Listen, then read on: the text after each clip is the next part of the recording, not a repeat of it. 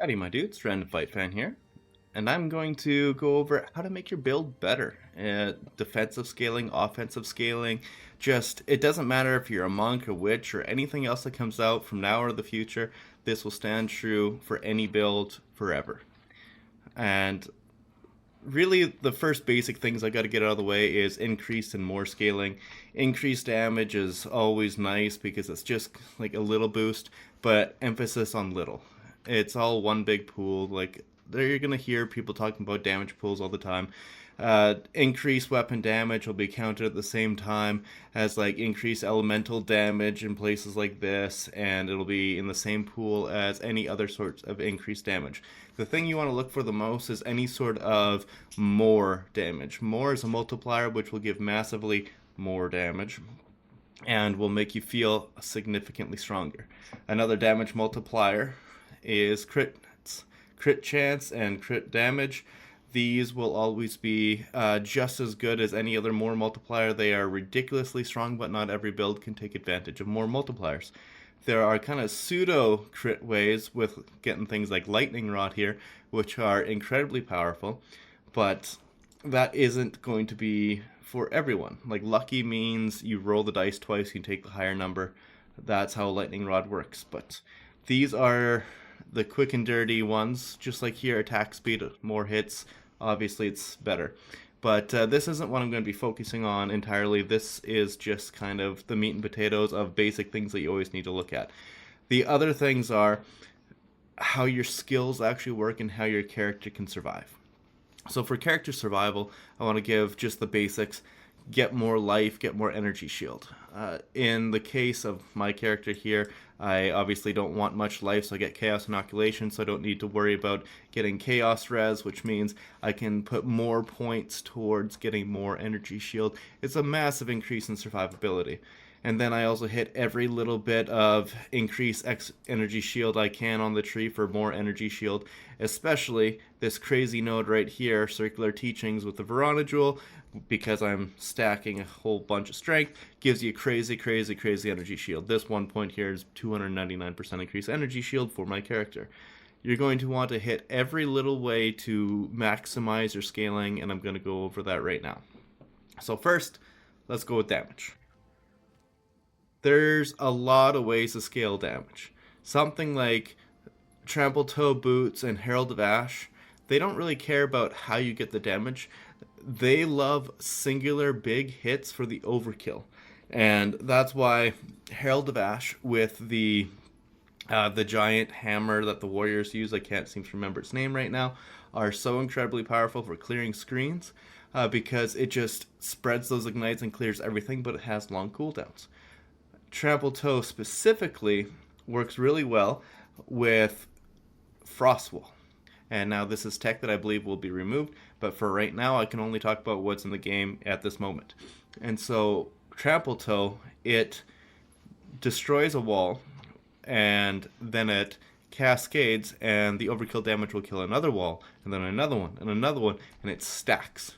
And it keeps stacking and stacking and stacking. You'd think it would go down, except for there's the damage that the wall does and the damage that you do to it as well.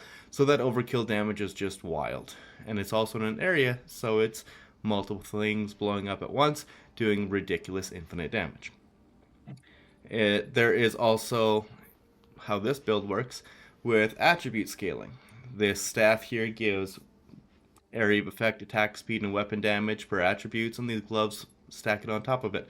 So when you do the math on these, there is literally nothing in the game that can give you more damage than attributes and crit, because getting any percent increased damage or anything at all, any bit of increased damage anywhere else, you don't care. You just want to get some flat damage from the gloves and your rings and scale it to the moon with these crazy, crazy items.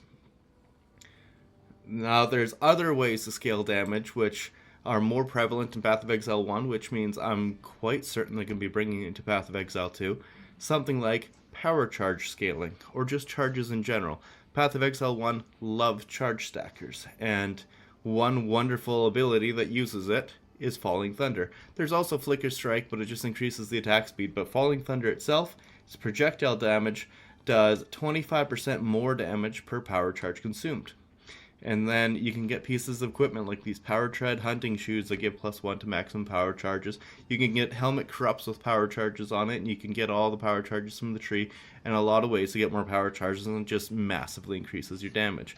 Then there's also obviously charge infusion, that if you can use it, it just boosts your stats based on any charge you have.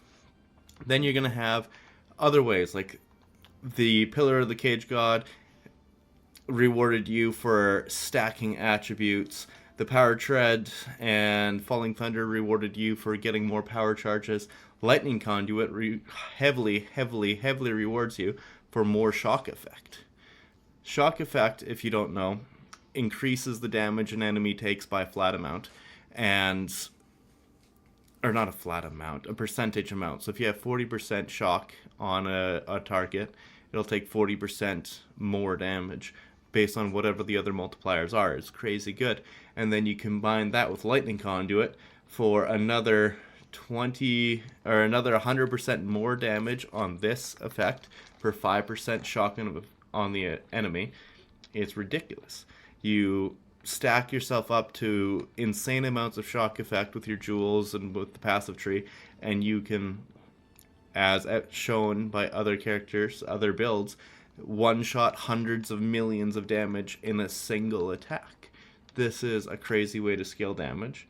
And instead of scaling shock effect, something like Tempest Bell, with its shockwave, gives more damage per elemental ailment afflicting the bell, which means this here rewards stacking individual ailments. Seeing how all these different ways stack damage is absolutely essential, because you're going to want to take advantage of every single one of these, and if you don't maximize every little bit that a jewel gives you, the game is going to punish you, because the developers on this game love to balance for the tippy top of what they designed their skills to do, not the average damage. So if you're not going to be focusing your character to be able to take advantage of every little bit of what your skill can do, you're going to be punished. And there's another way that is very fun that will be probably used a lot going forward. It is one of the favorite builds in Path of Exile 1, and it's Detonate Dead, and it uses corpse maximum life. So it kind of works like Trample Toe, but instead of overkill, it's corpses. But in this case, this situation here, we can get around it by using Sacrifice, using your reviving minions in place of corpses. You can still use Detonate Dead on corpses, but corpses are inconsistent and a lot of low life enemies around. You'd rather something with a ton of life like Skeletal Brute. Skeletal Brute is the highest life minion. Its quality gives it more life. You can give it runes with more life, and you can give minion life on the passive tree. So like minion life. Not too sure if I'll pop up. Yeah, that comes up exactly like that. A bunch of different ways to get increased minion life. You can scale your numbers ridiculously high and make Detonate Dead explode screens as well. Screens with AoE and bosses with concentrated effect. It's crazy the ways that you can scale damage, and it does not matter where it comes from. You just, or what your ability needs, as long as you focus on it. You can make any build with any character in the game. There's some of the best Stormweaver builds on the Monk. There's some great Monk builds on the Marauder. Like, there's crazy builds all over the place. And as long as you know how the damage scales with itself and you pick a class that can take advantage of it in some way, you'll be able to make a very powerful build. But powerful build isn't everything, because you also need to survive. There is a quote I love, and it's, you gotta be Tonky. If you're not Tonky, you're gonna pop. And absolutely, you need to focus on defensives. When you take into account all these different ways to deal and stack your damage, you're not going to need to worry about it too much going forward, because you're going to have more than enough damage to deal with basically anything. But if you can't survive the things that you're fighting against, it doesn't matter how much damage you do unless they die immediately. So first thing, obviously, you're going to want to get your resistances figured out. That's 101, that's nothing to talk about, that's just basic. But you're going to want to know how to scale your defensives. Like, obviously hit everything on the tree that you can, because you get to a point where defensives are much more important than any offensive that you can get. You Get yourself to a point where you don't need to worry about offensives, and then just make yourself unkillable. That is the best piece of advice I can give you. It will make the game feel much better. Nothing feels worse than dying and losing 10% experience or 2.5 if you got this omen. It just sucks. And not popping feels better. And to do that, you're going to need really good base numbers on your gear. There's very few exceptions where it's not your 3 piece or your 4 pieces of gear here that give you your ridiculous base numbers, and then everything else is based on, like, obviously I got this amulet, but you can get amulets with percent increased armor, percent increased evasion, percent increased energy shield, or like flat life all over the place. This is a build that obviously hits the energy shield hard, so it really supports getting massive amounts of strength. And then the strength works with the Verona Jewel to get circular teachings to give crazy amounts of energy shield, and it hits every energy shield node on the tree. If I had a very similar build but with evasion, I'd be hitting every evasion node on the tree that I could, and potentially go acrobatics and protect me from harm if they ever fixed armor. There's a lot of ways to make yourself tanky, but if you don't focus on it, if you let yourself have a terrible chest piece, a terrible helmet, terrible boots and gloves, you're not going to enjoy the game. If you cannot face tank a little bit, you might have the craziest damage numbers in the game and make some pretty good clips, but you're not going to enjoy yourself over the long term. Now, the other thing to talk about is their support gems, because a lot of people are using support gems wrong.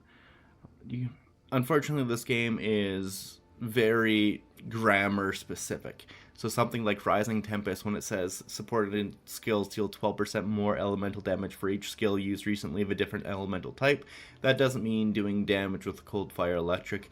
That means you need to do a skill that is cold, fire, and lightning. If you don't have the cold, fire, lightning, it will not give you the benefit of something like Rising Tempest. And so something like close combat, you need to be within that 1 meter. Minion pact, you need to be able to have a minion with whom's health you sacrifice.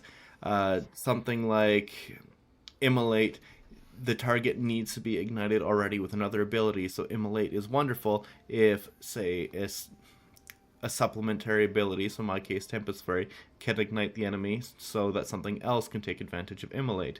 There's a lot of little things to take advantage of that you need to really pay attention to, but without really reading through what your skills and supports do, you will not be able to take advantage of it. Random Fight fan from the future here. Another really common issue a lot of people had is focusing their damaging supports onto the wrong ability because they didn't quite understand what each skill was doing.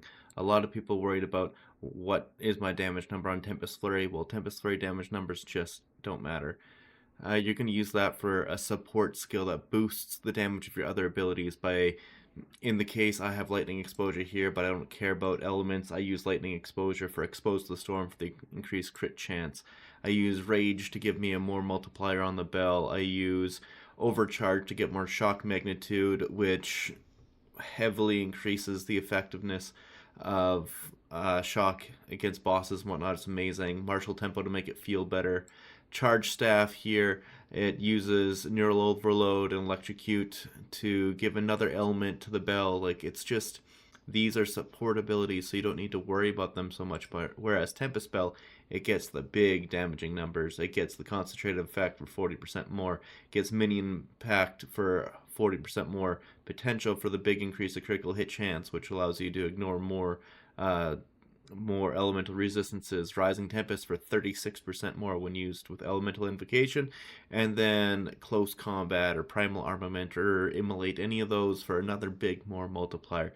Knowing that Tempest Spell is your overall best damaging ability that you need for bosses and things with lots of health, you give this the prime real estate for damaging supports. You don't need to worry about luxury, like supports that give utility on an ability that you only care for damage.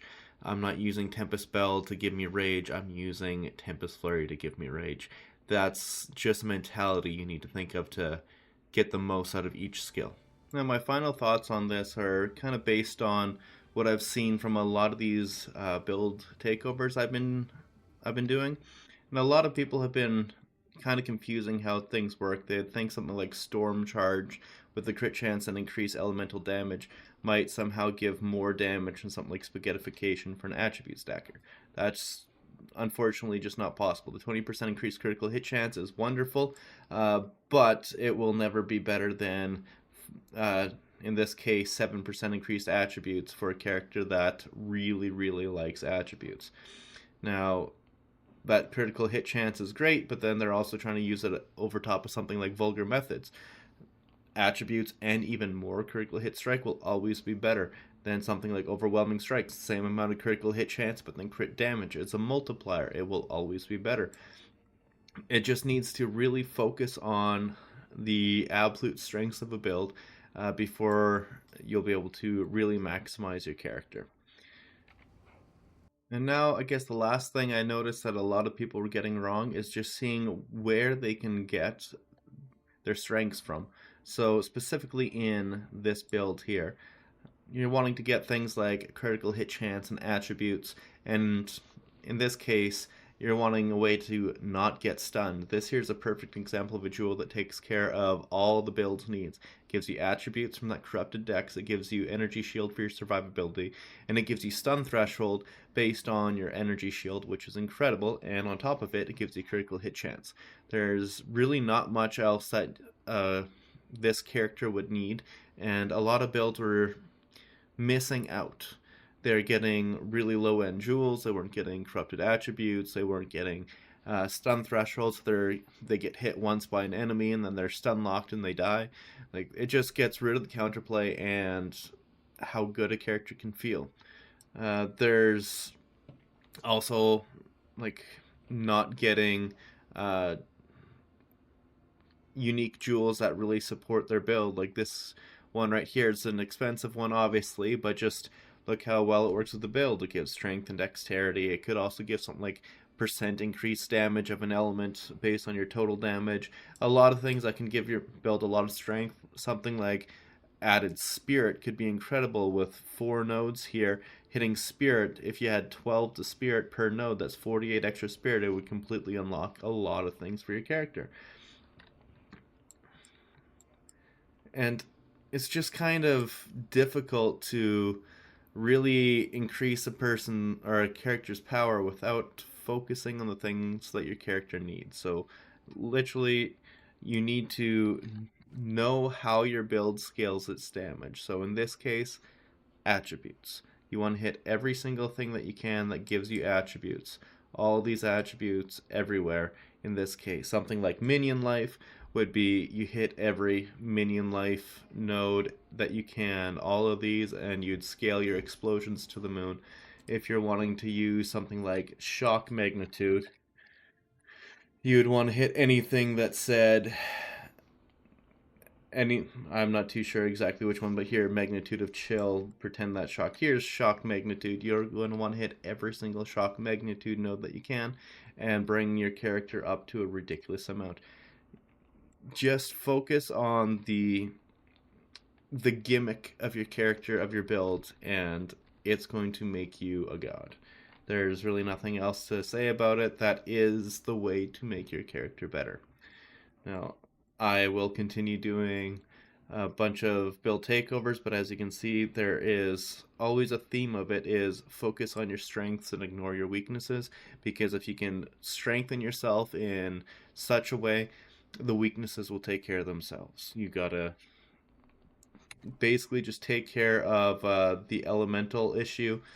So if you can't be frozen, and if you can't be stunned, and if you got enough life that you just won't die, and you got enough damage that everything dies, oh well, everything else has been taken care of. That is what you're going to go for every build, and just focus on that.